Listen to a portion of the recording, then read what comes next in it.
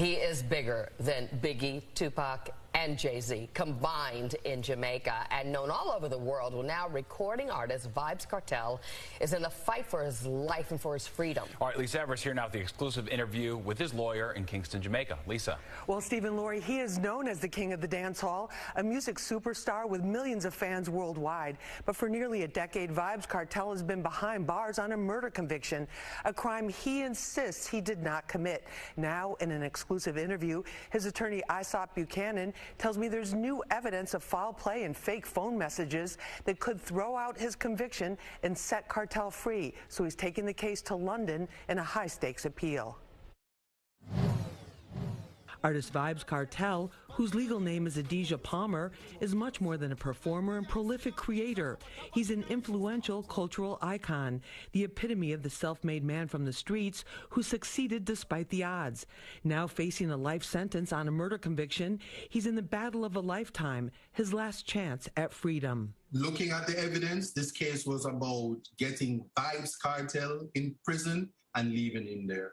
Human rights attorney Aesop Buchanan tells me that much of Kartel's 2014 murder conviction, along with 3 co-defendants, was based on questionable evidence from a BlackBerry Torch cell phone with a SIM card. What was put before the jury was evidence that we do not know if it is authentic, but certainly what we do now know is that there was tampering of that cell phone. Vybz Kartel's attorney says that evaluation came from a court-authorized British digital expert flown in from the UK. He believes that, along with what he says are violations of Kartel's constitutional rights, earned him the chance to appeal the conviction to the UK's Privy Council, similar in power to the United States Supreme Court. Our hope is that the Privy Council, in reviewing the evidence, including the fresh evidence that will be put before them, would come to the conclusion that everyone has looked at the case or is certainly have access to the material, would find that the conviction is unsafe and cannot stand.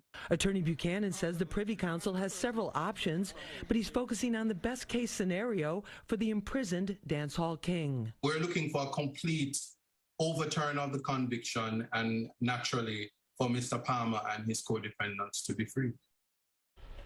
Now, Attorney Buchanan says he plans to file what's called a fresh evidence application to the Privy Council within the next several weeks.